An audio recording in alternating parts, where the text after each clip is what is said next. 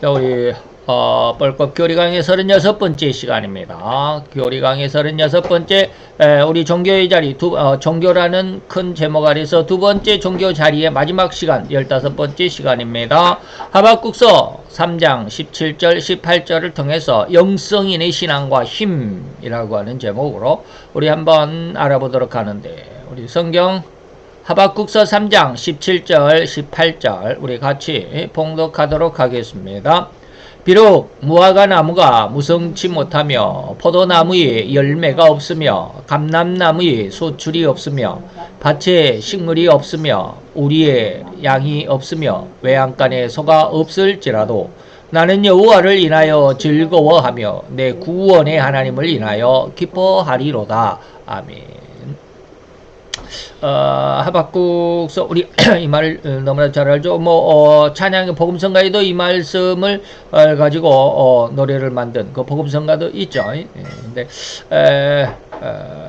과연 이 말씀대로 아무것도 없다 할지라도 나는 여호와만을 위하여 즐거워하는 신앙이 될 수 있을까? 참 저 자신조차도 좀 부끄러운 그런 말씀입니다만은 우리가 하나님 앞에서 이러한 신앙이 성장하기를 간절히 사모하는 그런 시간이 되었으면 좋겠습니다. 그리고 성장할 수 있기를 축원해 드리는 바입니다.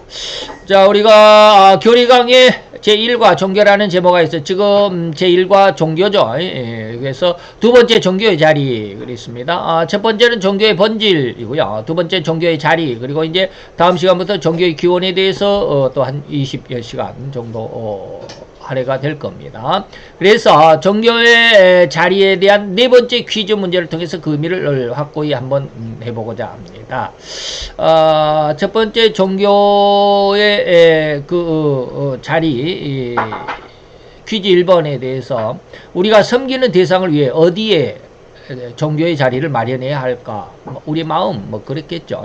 종교를 통해서 무엇의 새로움을 얻는가? 거의 다 마음이죠. 그래서 영생을 얻기 위해 무엇의 변화를 있어야 하는가? 마음이겠죠. 그리고 오늘 네 번째입니다. 온 힘을 다해 하나님을 섬긴다고 할 때 그 힘의 바탕은 어디에서 나와야 하느냐라고 하는 이러한 제목입니다. 이걸 왜 파란색으로 해놨을까? 까만색으로 이렇게 했어야 되는데 말이에요.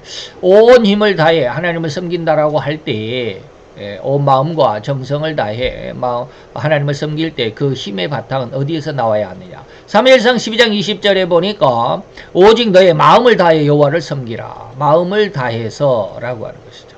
신명기 6장 5절에 보니까 너는 마음을 다하고 성품을 다하고 힘을 다해서 너의 하나님 여호와를 사랑하라 라고 하는 것이죠. 그래서 내 마음과 성품과 힘을 다해서 하나님을 섬기는 그런 신앙이 되어야 된다 라고 하는 것이죠.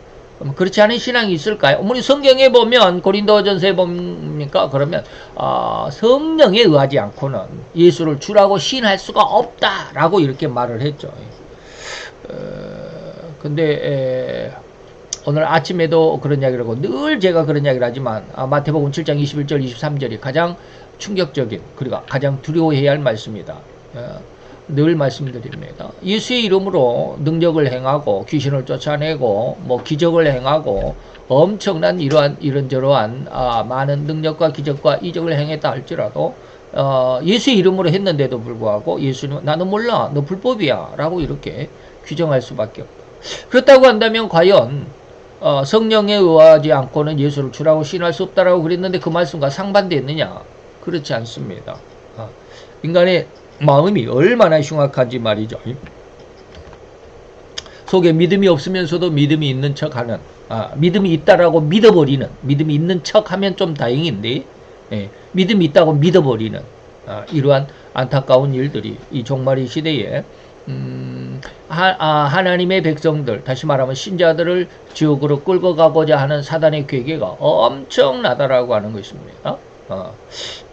이러한데 우리가 속는 그런 안타까운 신앙의 결말은 갖지 말아야 되는데 말이죠. 아주 주의해야만 할 일입니다. 자, 그러면 오늘 마음을 다하고 성품을 다하고 힘을 다해 하나님을 섬기는 그 의미가 과연 우리 성도들에게 어떠한 모습으로 다시 말하면 자기 신앙에 자기가 속지 않는 정확한 신앙이 어떤 것인지를 한번 알아보자 라고 하는 겁니다. 여호와 하나님을 중심으로 한 믿음이고 그런 마음이 바로 오늘 온 힘을 다해 하나님을 섬긴다 라는 그런 말이다. 마음을 또 성품을 또 힘을 다해 하나님을 섬긴다. 그런데 이 퀴즈에서는 이 여호와를 중심으로 한 믿음을 가진 그런 마음이다 라고 하는 것이죠. 근데 그런 마음이 어떠한 마음일까 라고 하는 것입니다. 우리가 퀴즈 1번에서 다시 말하면 이제 우리가 지금 4번이죠. 1번에서 그 다음에 2번 그 다음에 3번 이렇게 해서 우리가 퀴즈 4번인데 퀴즈 1번에서는 하나님의 인간의 감정의 마음이 아닌 인간 중심인 마음을 말씀하시고 역사하신다라고 그렇게 설명을 드렸습니다. 자, 인간의 마음이다라고 했습니다. 자, 우리가 섬기는 대상을 위해서 어디에다가 종교의 자리를 마련해 주느냐라고 했대. 마음이다라고 했을 때 그 마음이 마인드가 아니라 하트다라고 하신 말씀. 마인드와 하트가 다르다라는 말씀을 드렸습니다. 퀴즈 2번에서는 그런 마음, 하트가 깨끗한 마음에 하나님의 진의가 주어진다는 것을 알아봤고, 다시 말하면 마인드는 자기 감정입니다. 감정. 다시 말하면 타락해버린 감정. 욕심이 점철되어진 그런 마음이 마인드. 감정의 희노애락, 애호욕이라고 하는 감정에 휘둘리는. 그러나 이 하트는 그렇지 않습니다. 하트는 깨끗한 마음이다. 하나님이 인간을 만드셔서 성부 하나님의 형상으로 인간에게 마음을 주셨을 때 그 마음이 청결하다, 거룩하다, 뭐 사랑이다, 생명이다 라고 했을 때 바로 그 마음이 하트다라는 것을 알아봤고요. 퀴즈 3번에서는 그 마음 하트를 얻는 과정을 로마서 7장 8장을 통해서 우리가 지난 시간 네 과정을 통해서 인간의 새 마음이 성장한다라는 그런 마음. 그 다음에 결과적으로 네 과정의 마지막 과정 자유함. 죄와 사망의 법에서 자유함을 얻는 그 마음, 그 신앙은 예수 그리스도로 말미암아 성령의 생명의 법에 의한 거듭남, 그것을 의미했죠. 그래서 그것이 바로 하트다라는 것을 말씀을 드렸습니다. 그리고 퀴즈 3 오늘에는 이렇다 이모저모를 알아본 그 인간이 하나님을 섬기고 믿는 힘은 어디로서일까? 라는 그 질문의 답을 찾아봅시다. 답을 먼저 제시한다면 곧 하나님을 섬기는 힘은 절대로 인간의 마음이라는 것이죠. 그래서 오늘 1, 2, 3, 4번 전체가 다 마음인데 그 마음을 우리가 잘 알아야 되겠다. 이 마인드가 아니고 하트다라는 거, 또 하트 속에는 뭐 청결함이 들어있다라고 하는 거, 그 하트에만 하나님의 진리가 주어진다라고 하는 거. 마인드에는 주어지지 않습니다. 그냥 소울일 뿐입니다. 뭡니까? 지난 시간에 말씀을 드렸던 생명, 그 자체일 뿐입니다. 그래서 생명이라고 하는 게 어떠한 것인지, 지난 시간을 통해서 여러분들 잘 이해할 수 있어야 합니다. 영원한 생명은 없습니다. 예수의 십자가에 의해서 그 생명의 예수의 십자가의 보혈의 은혜가 덧입혀질 때 영원한 생명이 주어진다. 그리고 그 영원한 생명의 성령의 보혜사 유래의 성령의 죄에 대한 책망의 은혜가 주어질 때야 비로소 권능이 생긴다라는 말씀을 드렸습니다. 자, 그리고 이런 인간의 마음, 곧 하나님을 섬기고 하나님의 진의를 알아듣고 깨달을 수 있고 또 하나님과 교제의 장이 마음이라는 이 점을 넉넉히 잘 설명해 드렸습니다. 지난 앞서 1, 2, 3번을 통해서 말이죠. 자, 그러면 이제 이런 마음, 곧 영적이고 하나님과 교제할 수 있는 마음에 대해서는 더 이상 설명해 드릴 그런 조금 부분이 없을 듯 하죠. 이미 다 말씀드렸다 이 말입니다. 그런데 말입니다. 그러면 이제 조금만 더 거기에 대해서 이 퀴즈 1, 2, 3번을 통해서 말씀을 드린 그 내용에 대해서 한 반걸음 정도만 더 나가보도록 합시다. 제 마음대로 이제 반걸음인지 한 걸음인지 자우지가 조금만 더 나가보자. 다시 말하면 영성인의 마음을 알아봤고 이제 그 영성인의 마음은 어떤 삶과 생태를 가졌는가를 알아보도록 할 것입니다. 이미 마음을 알아봤다면 그 마음으로 살아가는 그 영성인의 생태는 어떤 것인가? 물론 조금씩 짚어드린 적이 없지는 않지만 설명할 수 있는 데까지 오늘 이 시간 설명을 드려봅니다. 곧 영생인의 마음이고 또 오늘 퀴즈의 질문의 요지와 같던 그 신앙의 힘, 믿음의 힘의 근원인 그 마음의 생태는 어떤 생태와 어떤 상황을 유지하면서 육신의 삶을 살아가는 거예요. 육신의 삶을 살아가면서 우리가 우리 육신의 욕망적인 그런 마음, 그래서 제가 하나님 앞에 늘 부족하고 조금 우려스러운 것은 뭐냐면 하나님이 지금 제게 하나님의 사명을 감당할 수 있고 제게 주시고자 했던 일용할 양식을 통해서 그 사역을 시작하게 했을 때 과연 나는 곁길로 가지 않을 수 있는 자신이 있을까? 내게 많은 권세, 많은 부를 주신다면 내가 그 부를 가지고 내가 그 권세를 가지고 옆 사람을 우리가 요즘 시체말로 하면 갑질하지 않을 수 있는 자신이 있을까? 끝까지 죽을 때까지. 예. 요즘에 그 동영상에 보면 뭐 이거 소설 같은 그런 얘기들이 참 많아요. 근데 이 종교적인 소설 그런 내용 그것은 참 있어서는 안 되는데 있을 수도 있는 그런 내용들이에요. 어떤 교회에 그냥 평생을 그 헌신을 하면서 봉사하면서 교회를 다닌 그러다가 이제 한 3, 40년이 흘러니까 이제 할머니가 돼 버렸죠. 그래서 늘 이제 교회 맨 뒷자리에 앉아서 늘 기도하고 그러는데 목사님이 그동안 많이 바뀌었겠죠. 몇 사람 바뀌고. 그래서 젊으신 목사님이 이제 와서 담임을 하는데 이전의 목사님과는 달리 왠지 모르게 노인들에 대한 예전에는 노인들을 위해서 이렇게 뭐 한 달에 한 번씩 뭐 노인대학을 한다든지 뭐 야유회를 가서 이렇게 조금 위로를 한다든지 뭐 이런 것이 있었는데 요즘에는 좀 뜸한 것 같다라고 이러한 느낌을 받았대요. 이제 그건 소설이라고 저는 믿고 싶어요. 그런데 그런 상황에서 이 권사님이 이제 목사님에게 하루는 설교가 끝나고 다 이제 나가면서 이제 인사를 하는데 목사님은 손잡고 목사님 한마디 해도 될까요? 해서 이제 무슨 이야기냐 그랬더니 요즘에 왠지 노인들에 대한 이런 그 프로그램이나 뭐 이런 일들이 조금 줄어든 게 아닌가 싶습니다. 라고 이렇게 말씀을 드렸대요. 그랬더니 목사님이 가만히 있다가 그냥 화를 벌컥 냈다고 그러더라고. 아니 권사님은 교회 헌금도 제대로 안 하면서 교회 재정 상태가 지금 어떤지 모르십니까? 교회 재정이 너무나도 힘들고 어려운데 거긴데까지 지금 청년들 뭐 쉽게 말하면 수익이 많을 청년들, 장년들 이런 쪽에다가 막 전도를 해가지고 그들의 11조 그들의 헌금을 통해서 교회 재정을 좀 불려야 되는데 이제 노인들은 헌금도 제대로 못하죠. 수입이 없으니까 아들이나 딸에게 받은 용돈으로 겨우 얼마씩 하죠. 그러니까 쉽게 말하면 도움이 안 된다 이 말이에요. 재정적으로. 근데 왜 그런 소리를 하느냐. 근데 그거를 손자가 옆에서 봤어요. 손자가 할머니를 늘 교회에 데려다 모셔다 주고 모셔오고 그러는데 저는 안타까운 게 그 이제 예수를 안 믿는 사람이 그걸 썼는지 어쩌는지 모르지만 손자가 그렇게 매주마다 할머니를 이렇게 교회에 모시고 갔다 오고 갔다 또 모셔오고 이렇다면 손자도 교회를 다녀야지. 손자는 교회를 안 다닌 것 같아. 그런 뉘앙스가 있어가지고 야 이거 예수를 안 믿는 사람이 이런 소설을 썼나 보다라는 그런 이제 느낌을 받았는데 어쨌든지 내용은 그래요.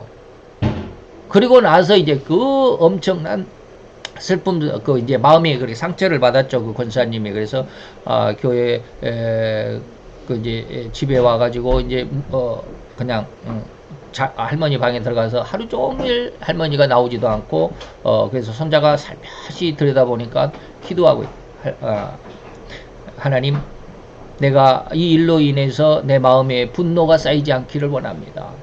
분노하지 않게 해주십시오 라고 기도하고 있더라.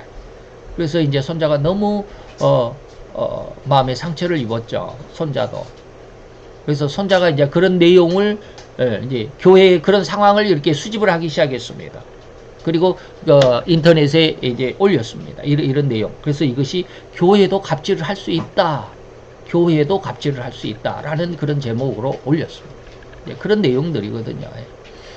자, 이런 상황 속에 이런 것들이 오늘날 꼭 제가 이제 뭐 소설로 내가 치부하고 싶다라고 그랬지만 꼭 소설의 내용일 수만은 없어요.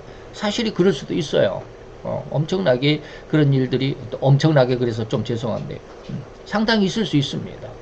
그렇기 때문에 그런 상황을 이렇게 볼 때 하나님께서 과연 내게도 이런 어떤 권세를 주고 또 이런 부요함을 주고 했을 때 나는 그것으로 인해서 이게 내 것이니까 라고 이렇게 주님의 것을 내 것으로 착복하는 이런 마음은 절대로 없을 것인가 라고 자신하겠나. 좀 고개가 깨우거려져요. 아직도 내 마음속에는 내 마음대로 하고 싶고 내가 원하는 대로 이렇게 하고 싶고 그런 것이 상당히 많이 있는 것을 압니다. 그렇기 때문에 무엇이든지 다른 사람과 협력을 해야 되는데 이 사람이 나하고 협조가 안 되니까, 다시 말하면 내 마음대로 안 되니까 저 사람은 저 사람의 마음대로 가려고 하고 저 사람은 저 사람의 계획이 있다고 그러고, 그러다 보니까 이 교회 안에서도 목사님들끼리 이 동사라고 그래요. 얼어서 죽는 것이 아니고 함께 동자 사역할 사자입니다. 함께 사역을 하는, 이게 동등하게 원목이고 부목이고가 아니라 같은 목사로서 이렇게 사역을 할 수 있는, 이게 굉장히 어렵습니다. 교회 안에서도. 저희 친구 목사님도 한번 그런 적이 있었는데 안 돼요. 안 되더라고. 나중에는 상처만 입고 나왔어요. 그 교회에서 나왔어요. 그 교회 목사님하고 이렇게 이제 선교에서 같이 만나가지고 아주 열심히 같이 아주 사역을 잘했습니다. 그런데 바로 이제 제가 지금 말씀드린 그런 내용과는 조금 다르지만 교회 재정에 어떤 조금 빈틈이 있어가지고 그것 때문에 성도들이 그 원목을 막 고발하고 그래가지고 한 1년 정도 교도소에 가 있는 동안 저희 친구 목사님이 그 교회를 잘 관리를 했어요. 그러다 보니까 1년 정도 그렇게 하고 있으니까 뭐 성도들의 마음이 저희 친구 목사님에게 좀 갈 거 아니에요. 예전에는 같이 이제 동사 목사로서 있었고 자기 원목은 따로 있으니까 왠지 동사 목사님이지만 뭐 그런 쪽이 없잖아 있었는데, 그러다가 이제 원목이 어쩔 수 없이 이제 저 형무소에 들어가게 되고 이제 동사 목사였던 저희 친구 목사가 이제 원목 대신 이렇게 목회를 하다 보니까 이게 이제 그러니까 원목이 이제 형기를 맞추고 딱 교회 와 보니까 느낌이 다르더라는 거예요. 그 사람 입장에서는. 그러다 보니까 이제 저희 친구 목사님을 나가달라 해가지고 좀 마음의 상처만 입고 나오기는 했어요. 그러다 그렇게 하다 보니까 교회 자체에서도요, 목사를 할지라도요 욕심을 내려놓을 수가 없어요. 그래가지고 저희 친구 목사님이 저한테 굉장히 서운하다, 마음에 많이 상처를 받았다라는 그런 말을 한 적이 있거든요. 그래요. 그런데 영성인으로 성장하기 전까지는 그러지만 영성인으로 성장하면 영성인의 마음은 뭐요? 족한 줄을 아는 마음입니다. 아직은 저도 여기까지는 성장하지 못했다라고 확실히 답을 드릴 수는 있습니다. 나도 아직은 족한 줄을 모르겠어요. 없어서 그런지 모르지만 족한 줄을 몰라요. 디모데전서 6장 8절에 보니까 사도 바울은 디모데에게 뭐라고 그랬느냐면 디모데 그 교회를 통해서 우리가 먹을 것이 있잖아, 입을 것이 있잖아, 그것으로 만족해라. 여러분 그럴 수 있습니까? 이게 안 그런 것 같아요. 조금 더 좋은 것을 입고 싶고 조금 더 지금도 이제 제가 이제 뭐 직장을 그만두고 있으니까 이제 수입이 없는 상태 속에서 예전에 제가 직장에 있을 때의 수입의 3분의 1을 가지고 예전에는 한 300만 원 가지고 있는데 지금 한 200만 원으로 해야 합니다. 그러다 보니까 100만 원이 부족하죠. 그러니까 저축도 못 합니다. 저축해 놓은 거, 그동안 저축해 놓은 것 가지고 지금 매달 조금씩 이렇게 이제 좀 이렇게 더 붙여서 그러니까 마이너스의 삶을 지금 살고는 있지만, 그러다 보니까 조금 부족한 거, 조금 마음의 어려움은 없지 않아 있어요. 이게 뭐예요? 족한 줄을 몰라요. 지금 먹는 것만으로도 충분히 잘 살아가고 있잖아. 나보다 못한 사람이 얼마나 많은데, 세상에 굶는 사람이 얼마나 많은데 그거 먹을 수 있는 것만 가지고 족한 줄로 알아야지. 그래야 되죠. 근데 지금 말하는 게 그런 게 아니에요. 족하다라는 이것을 여러분들이 저는 아직 다 이해를 못하지만 저희 스승 목사님은 그렇게 이야기를 하는데 보면, 야, 족한 마음이 그런 마음이구나 라는 것을 지금 마음속에 느끼고는 있어요. 근데 아직은 제가 그렇게는 못하는 것 같아요. 그리고 히브리서에 보면은 히브리서 13장 5절에 보니까 돈을 사랑하지 말라. 여러분 돈 사랑하지 않을 수 있습니까? 아직은 부족한 마음들. 돈이 없으니까 저도 아무것도 못해요. 그리고 있는 바를 족한 줄로 알라. 있는 것 가지고만 살라. 있는 것 가지고 살라고 그러면 참 어렵죠. 인간의 욕심이 타락해버린, 다시 말하면 죄인의 습성을 가진 죄인들의 삶은 있는 것을 가지고 족한 줄을 모릅니다. 더 가지려고, 가진 자가 더 가지려고 하죠. 그런 것입니다. 인간의 삶, 온 인간이, 온 인류가 이 말이에요. 죄인이라는 명백한 증거는 바로 인간의 삶 자체라고 할 수 있습니다. 그죠? 즉 인간이 처음 창조되었던 그 순간은 절대적으로 순수했고 죄가 없었던 아담과 하와의 모습이죠. 처음 창조된 그 순간은 인간은 절대적으로 순수했고 청순했을 뿐입니다. 그들은 옷을 입지 않았던 상태였음에도 불구하고 전혀 부끄러움을 몰랐을 정도로 깨끗했다는 의미입니다. 우리가 이런 상황, 어린 애기, 갓난애기가 아니라 조금만 영아들이, 갓난애기 영아 그러면 1년 이하를 영아라고 그런다고 그래요. 1년. 난지 1년이 안 되면 영아. 영아는 어떤 자기 의식도 없으니까, 물론 심리학에서는 의식이 있다라고 말하기는 하고, 자기 엄마를 알아보고 아빠를 알아보고 그런다고 그러지만, 어쨌든 그런 것, 그 정도의 그 인식은 빼고, 인간적인 어떤 사상에서 보면, 영아, 하지만 1살부터 한 3살까지 유아라고 그러죠. 유아의 상태 속에서는, 자기 부끄러움을 모르잖아요. 한 3살까지는 자기 부끄러움을 잘 모릅니다. 물론 그 전에 아는 애들도 없잖아요. 있지만 좌우지간 일반적으로 자기 부끄러움을 몰라요. 자기가 팬티를 안 입었다, 기저귀를 안 찼다, 똥을 쌌다, 이런 거 몰라요. 부끄러운지 몰라요. 근데 그것이 계속돼서는 안 되죠. 자기 기저귀에다가 똥을 싸놓고 기저귀 갈 때 그냥 오줌을 엄마 아빠 얼굴에다 오줌을 싸도 부끄러운지 모르잖아요. 근데 그런 상태가 계속돼서는 안 돼요. 자기 어떤 의식을 찾아갈 수 있고, 그리고 자기 자신이 누군지를 알기를 하고, 자기를 분별할 수 있는 그런 나이대가 되면, 다시 말하면 5살, 6살, 10살이 되도록, 그 자기 자신의 어떤 그 의식의 발전이 없으면 곤란하다. 근데 10살이 되어서도 그냥 바지에다가 오줌 싸고 똥 싸고 그러면 안 되죠. 다시 말하면 의식의 상태. 있어야 되고, 그래서 어렸을 때는 부끄러운 줄 모르는 그런 상태인 것처럼 옛날 범죄하기 전에 아담과 하와는 그렇게 부끄러움이 없었다. 아주 청순했다. 아주 깨끗했다. 순수했다. 이런 말입니다. 그래서 창세기 3장 6절 7절 자기들의 몸이 벗은 줄 그때서 알았다. 죄를 깨닫고 죄를 범죄했을 때야 비로소 눈이 밝아졌다라고 하는 것은 세상을 볼 수 있는 눈이다라고 이렇게 말을 하는데, 자기의 욕심이 이제 드디어 고개를 쳐들었다, 이런 뜻입니다. 범죄하기 이전에는 전혀 부끄러움을 몰랐던 존재들이 죄를 짓고 보니까 자기들의 허물과 부끄러움을 알게 되었고 보게 되었다라는 것입니다.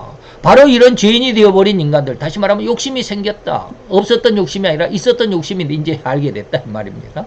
이런 것까지 다 이야기하려면 시간이 너무 많이 가니까. 자, 이런 수치와 부끄러움을 알게 된 상태를 눈이 밝아졌다라는 의미로 여러분들에게 말씀을 드리는 겁니다. 바로 이렇게 범죄한 인간들, 곧 죄인들의 심성과 그 성품은 어떻게 표현하였을까? 이런 내용은 마귀가 예수님을 유혹했던 내용을 보면 그 죄인들의 삶과 실체를 알 수 있을 것입니다. 다시 말하면 첫째 뭡니까? 돌로 떡을 만들라라는 것이었는데, 인간의 그런 어떤 수치를, 그리고 부끄러움을 전혀 몰랐던 그런 존재들에게 이제는 눈을 밝혀줘가지고 너희는 이렇게 흉악한 자야 라고 자기 자신을, 다시 말하면 죄를 들여다볼 수 있게 했던, 내가 벗은 것을 알게 됐더라. 자기 자신의 죄성을 보게 되고 욕심을 드러내게 되고, 그러면 그렇게 된 그 마음의 변화 상태를 한번 보자, 이 말입니다. 그래서 첫째는 뭡니까? 그 마귀의 3가지 그 유혹을 통해서 인간의 심성의 변화, 다시 말해 타락해버린 인간의 심성의 변화를 들춰본다, 이런 뜻입니다. 돌로 떡을 만들라라는 것이 첫 번째 유혹이었죠. 이 유혹의 실체는 인간은 온통 물질 세계에 가둔다라는 의미입니다. 물질 세계. 돌로 떡을 만들라. 옛날에는 떡이 없어도 살았단 말이 좀 이상하네. 그렇게 말하려고 그러니까 좀 이상하네. 에덴 동산의 모든 나무의 그 실과를 먹고 살 수 있었죠. 걱정이 없었어요. 먹고 산다는 의미가 없었어요. 그때 당시에 그 의식이 없었어요. 의미가 없다라는 게 아니라 의식이 없었어요. 그냥 그저 하나님을 즐거워하며 기뻐하는 그런 삶이었어요. 어린 아이들이 그렇죠. 그냥 배고프면 엄마가 물려주는 젖병을 빨기만 하면 된다. 근데 그 젖병이 어떻게 해서 내 입에 물려지는지를 몰라요. 어린아이는 관심이 없어요. 그냥 내가 쪽쪽 빨면 내가 그 내 배를 채울 수 있는 풍요 뭐라 그럴까요? 이건 뭡니까? 배가 가득 찬 거. 그 포만감을 느끼기만 하면 되는 거예요. 어린아이는 그렇습니다. 바로 그런 상태가 옛날 아담과 하와 범죄하기 이전의 모습이었어요. 근데 범죄하고 나니까 뭡니까? 물질 세계 속에 갇혀져 버렸다 이 말입니다. 먹어야만 했습니다. 이마에 땀이 흘러야만 네가 먹을 것을 이제는. 옛날에는 그냥 하나님이 그냥 줬어요. 하나님이 주신 세계 속에서 그것을 그냥 얻을 수는 있었어요. 근데 이제는 뭐요? 내가 내 이마에 땀이 흘려야 먹을 것을 얻게 되더라. 고통이죠. 물질 세계에 갇혀버렸다. 다시 말하면 인간은 절대로 이 물질을 떠나서는 이제는 살 수가 없게 됐다. 그러한 강력한 강박관념의 삶의 실제의 삶이 중심이 되어버렸습니다.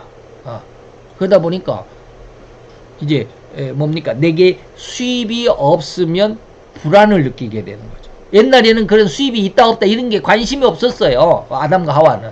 근데 이제는 어떻게 됩니까? 이 돌로 떡이 되기에 떡을 만들어 먹으려라는 그 유혹의 가장 핵심은 뭐 밥을 만들어 먹으라는 의미잖아 라고 하는 그런 말로만 우리는 너무 부족합니다. 거기는 뭐요? 인간을 온통 뭐 했다? 물질 속에 가두었다 라는 의미입니다. 그래서 인간은 뭐요? 죽음이 두려워서 일생에 매여 종노릇한다라고 히브리서 2장 15절에 그렇게 말씀하고 있습니다. 바로 이런 삶이 되어버렸다. 그래서 다시 말하면 사람도 역시 물질적인 존재, 다시 말하면 흙에서 왔으니 흙으로 돌아갈 뿐인 이 물질인 인간이기 때문에 절대로 물질인 양식, 밥을 먹고 떡을 먹고 빵을 먹고 양식을 먹어야 한다는 그런 의식으로 타락해버렸어요. 하나님은 뭐라고 그랬어요? 하나님의 말씀으로 산다고 그랬는데 인간은 타락해버린 죄를 지어버린 인간은 뭐요? 먹어야만 산다라는 이런 의식으로 바뀌어버렸어요. 하나님의 말씀을 많이 알아가지고는 무슨 소용이야. 뭐 하나님의 말씀을 외운다고 그래가지고 많이 읽는다고 그래가지고 밥이 나와 떡이 나와 이렇게 변해버렸다. 건 예수님의 말씀처럼 사람은 하나님의 입에서 나오는 말씀으로 사신다 라고 하셨음과 같이 인간은 그렇게 하나님의 말씀대로만 믿고 살아가면 충분하게 잘 먹고 잘 살 수 있었는데 이게 안 믿어진다. 이제는 안 믿어져요. 그래서 마태 4장 4절에 첫 번째 마귀가 돌이 떡이 되게 해라. 그러니까 사람이 떡으로만 사는 것이 아니라 하나님의 입에서 나오는 모든 말씀으로 산다 라고 이렇게 말씀합니다. 근데 이 말씀을 그대로 믿을 수 있는 자가 과연 몇 명이나 되냐. 이게 바로 뭐요? 청결한 마음입니다. 이렇게 믿는 자가 청결한 마음이에요. 근데 이렇게 못하죠. 안 먹으면 죽을 것만 같아요. 배가 고프면 먹어야만 아주 그냥 먹는 것에 그냥 혈안이 되어버리죠. 배가 고프면. 이런 삶의 원칙을 죄를 지음으로 하나님의 말씀을 거역했을 뿐 아니라 정령 죽은 자가 되었다라는 의미입니다. 이것이 바로 절대적인 세상, 곧 물질의 노예가 되고 말았다라는 의미입니다. 그래서 방금 말씀드린 히브리서 2장 15절 죽기를 무서워함으로 인해서 일생에 매여 종노릇하는 모든 자들을 놓아주려. 예수님은 그러는데 인간들은 뭐 일생에 매여 종노릇하는 자들이 되어버렸다. 그래서 너 죽여 그러면은 아주 나 죽인다라고 막 옆에서 막 엄포를 놓고 공갈을 하고 협박을 하고 그러니까 자기의 의지대로 살아가지 못하고 그 사람의 협박에 그냥 굴복하고 마는 거예요. 그래서 대통령이 탄핵이 되어버리고 말았어요. 끝까지 그들이 자기 어떤 주장, 자기 이념을 그대로 실현했더라면 기각은 확실히 했는데 옆에서 엄청나게 협박을 하는 거죠. 아니면 엄청난 지난 김땡수 뭐 대법원장인가 뭐 50억 매수 사건 그걸로 인해서 자기의 인격을 팔아버리는 거예요. 이게 바로 뭐요? 일생에 매여 종노릇하는 모든 상황 그 생태가 되어버리고 말한다. 그 마귀는 하나님의 가장 기뻐하시는 존재인 인간을 하나님의 품에서 빼앗음으로 하나님이 기뻐하지 못하도록 하기 위한 관계로 인간을 유혹했고 하나님을 거역하도록 유혹한 가장 근원이 바로 이렇듯 하나님을 대신해서 세상과 물질을 섬기면서 살아가도록 한 유혹이 바로 첫 번째 유혹, 돌로 떡을 만들어라. 단순히 떡을 다시 말하면 먹고 살아라 라고 하는 것만의 유혹이 아니라 그 속에는 이런 엄청난 괴계가 숨겨있다 이런 뜻입니다. 근데 이걸 모르지 않아요. 이런 유혹의 그 마귀의 첫 번째 유혹의 의도, 의미, 그 내용의 근원을 마귀의 그 마음을 읽어내지를 못해요. 그래서 돌로 떡을 만들어 먹으라는 유혹이 이렇듯 은밀한 괴계의 비밀이라는 사실을 미처 알아내지 못한다면 인간은 절대로 세상과 먹는 문제에서 벗어날 수가 없는 삶을, 다시 말하면 일생에 매여 종노릇하는 자들의 삶에서 벗어날 수가 없습니다. 그대로 그냥 그렇게 살다가 죽어갈 뿐입니다. 둘째 봅시다. 높은 성전 꼭대기에 예수님을 데리고 올라가서 여기서 뛰어내리라. 그러면 하나님이, 너는 하나님의 아들이니까 하나님이 너 여기서 떨어지면 옥돌매가 돼가지고 완전히 그냥 산산조각된 것이 아니라 천사를 보내서 네 발을 이렇게 탁 붙들어가지고 사뿐히 내려앉게 해주실 거야. 하나님의 약속이야. 한번 해봐. 이런 것이 이 유혹입니다. 높은 성전 꼭대기에 뛰어내리라는 유혹의 실체는 뭐냐?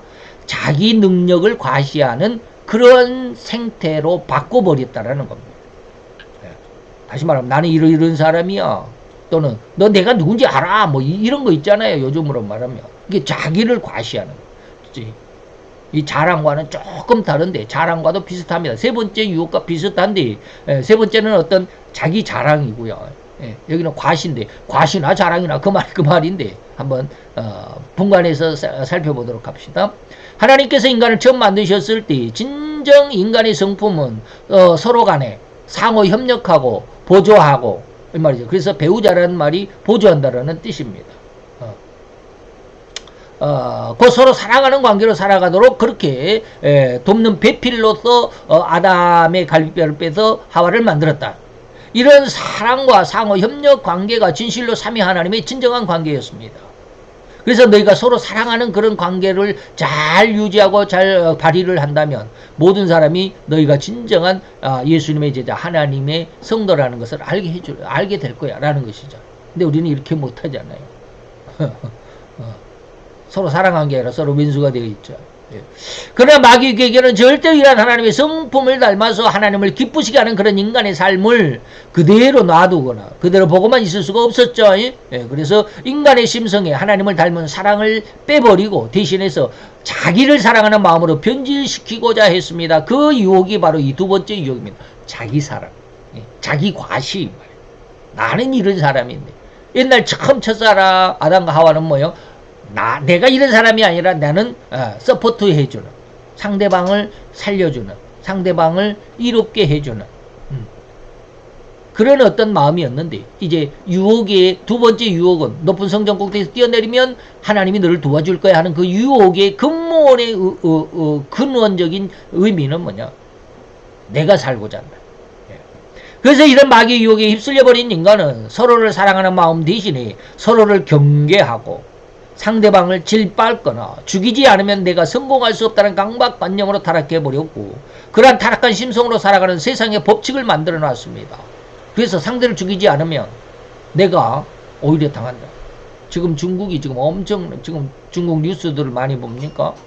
시진핑이 굉장히 지금 위험스럽죠. 두 번 주석이 됐으면 이제 쉽게 말하면 이제 그만둬야 되는데 이 법을 바꿔가지고 영원히 계속할 수 있다 해갖고 지금 세 번째죠. 세 번째 그 첫 번째 몇 년씩 하는지 모르겠습니다. 중국은 4년씩 해가지고 두 번 하는지 모르겠는데 우리나라는 대통령 하면 5년 단임제죠. 두 번 할 수 없습니다. 5년 딱 끝나버렸습니다. 자 근데 중국은 지금 그걸 두 번 하고 지금 세 번째 하다 보니까 지금 옆에서 지금 난리 법석이죠. 옛날에 두 번 할 때까지는 시진핑이 말에 꼼짝도 못했습니다. 중국 전체가. 근데 지금은 서서히 반기를 들고 있다라고 그러죠. 이게 뭐야? 타락한 심성으로 자기만을 위해서 살아가요. 그것이 세상의 법칙이야. 이 권력을 가져야 돼. 라고 하는 것이죠. 그래서 우리나라에도 지금 그러고 있는 거죠. 그 안에서만 그러한 다시 말하면 자기 사랑이죠. 아까 말씀드렸던 죽기를 무서워함으로 일생에 매였다라는 말 이해하실 수 있겠죠. 자기만 살려고 하는.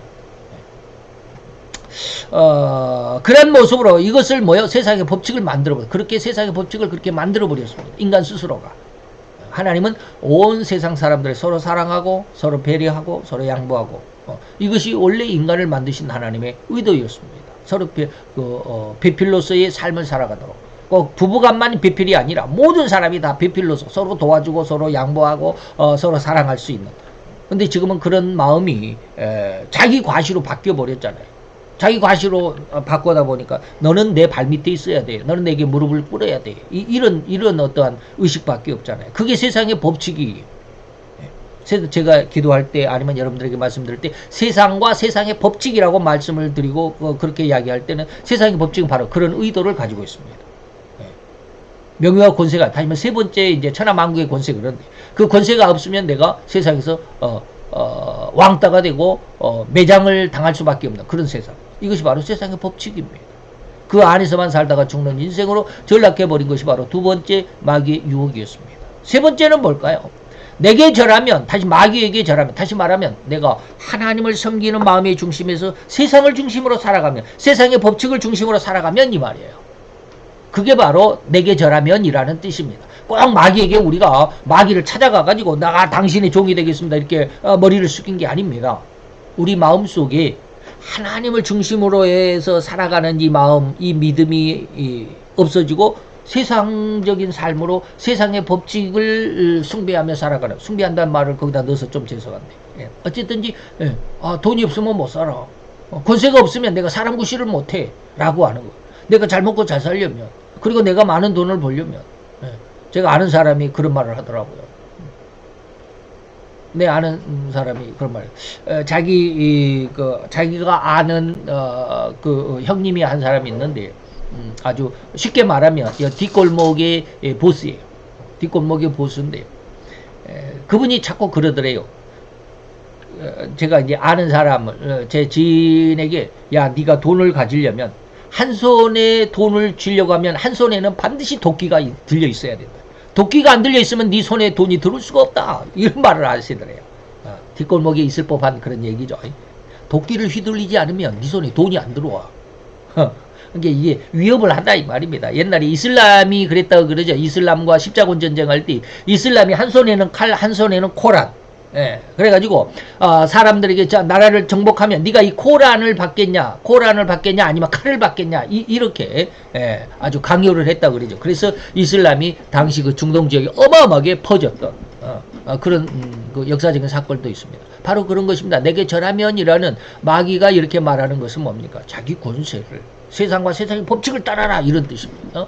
천하만국의 모든 권세와 그 영광에 줄 것이라는 유혹의 실체는 인간은 결코 명예와 권세와 부귀와 그 영광만을 추구하며 살아가도록 가두어 버렸다. 그런 의미입니다. 곧 하나님만을 섬기고 하나님만을 의뢰하면서 절대적인 복종의 삶을 살아가면서 오직 하나님께만 영광을 돌리는 삶의 진정한 의미와 의도를 철저하게 가로막아 전혀 이와는 반대인 삶, 곧 육신적인 삶, 세속적이고 물질주의적인 삶만으로 인간을 살아가도록 했다. 이것이 바로 뭐다? 일생에 매여 종노릇하는 자다라고 하는 것입니다. 일생의 매인자다라고 하는 것입니다. 이게 바로 뭐다? 하나님과는 전혀 반대적으로 육신적이고 세속적이고 물질주의적인 삶만을 살도록 하는. 그리고 영원한 죽어서는 영원한 지옥의 형벌과 멸망으로 휩쓸리도록 여기에서 전혀 제외가 없는 그런 삶으로 살도록. 그래서 철저하게 하나님을 거역하고 반대하게 하는 것이 마귀의 세 번째 의도고 괴계였을 뿐입니다.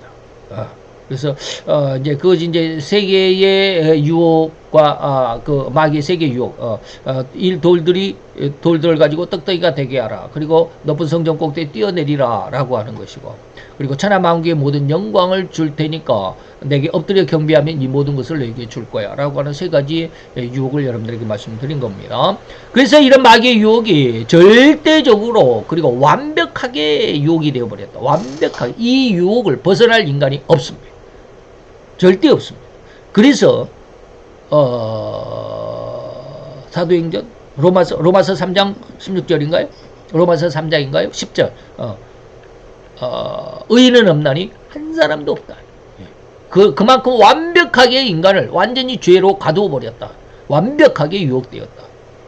그래서 인간의 삶을 예수님이 가장 명확하게 그러한 그 완벽하게 마귀의 권세 아래 갇혀져 버린 인간의 삶을 예수님께서 이렇게 규정해 주었습니다. 갈라디아서 5장 19절 21절 육신의 현저한 일을 행하는 인간의 본연의 모습, 본래 정체, 음행으로 살아갈 뿐이고 더러운 것 이렇게 해가지고 16개 17개 이 흉악한 짓들만 하고 살아가는 인간의 모습으로 타락해 버렸다. 이게 인간이다. 여기에서 벗어날 수가 없다. 일생의 이 일에 매여 있다라고 하는 것입니다. 이것을 마태 15장 18절 9절에 보니까 이런 것은 악한 생각, 살인, 간음, 음란도, 도적질, 거짓 증거, 해방, 너의 마음속에 이런 것들이 있다라고 예수님이 말씀하신 것입니다.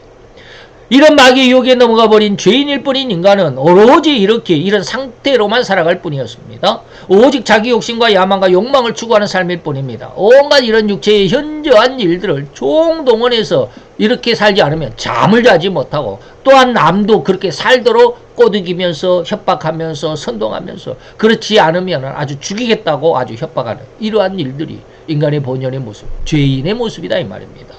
그러나 이제 이러한 육신의 현저한 일에서 벗어나 예수님이 대속하신 십자가 보혈의 은혜와 성령 하나님의 영적인 권능을 부여받은 그 권능을 이제 이양받으면 이 말이죠. 예. 그 성령 세례로 인해서 세상의 일과 세상의 명예와 권세와 그 영광에는, 다시 말해 세상 법칙에는 전혀 눈꽃만큼의 곁눈질이나 유혹의 눈을 돌림이나 세상에 대한 미련이나 아쉬움이나 단 호리만큼도 가질 수 없는 오직 하늘의 영광과 천상의 거룩함만을 유지하며 살아가는 이른바 육신으로 살지만 이미 천상의 삶을 살아가는 성품이 되었다라는, 그리고 그런 존재라는 의미가 바로 영성인입니다. 그러 이제 이러한 세상의 그 어떤 명예나 이권이나 권세나 그 영광조차도 영성인의 마음을 흔들어 놓을 수가 없고, 오직 하나님만으로 만족한다는 삶을 살아간다는 의미가 바로 오늘 하박국서 3장 17, 18절입니다. 세상에 뭐 나무가 어쩌고 무화과나무가 어쩌고 포도나무가 어쩌고 아무리 열매도 없고 뭐도 아무것도 없다 할지라도 나는 여호와를 인하여 즐거워한다. 오직 하나님만 있으면 돼. 이러한 마음, 이러한 신앙, 이러한 마음의 생태가 진실로 오직 여호와만을 섬기고 신뢰하는 신앙인의 힘이 되는 것입니다.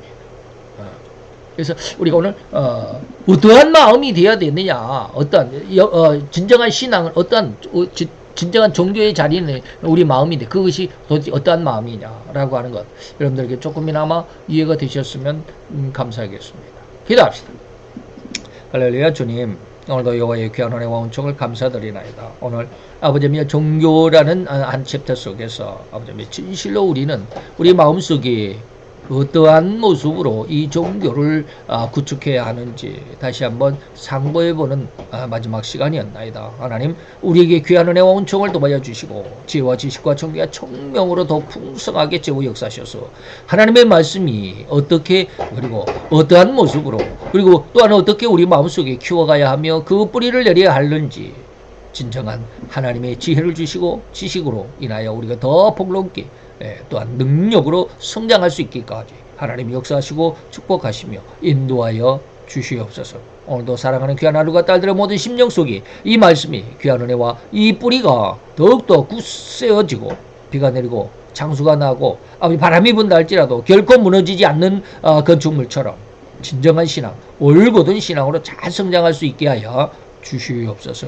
예수 그리스도의 이름으로 감사하며 기도하여 싸움나이다. 아멘.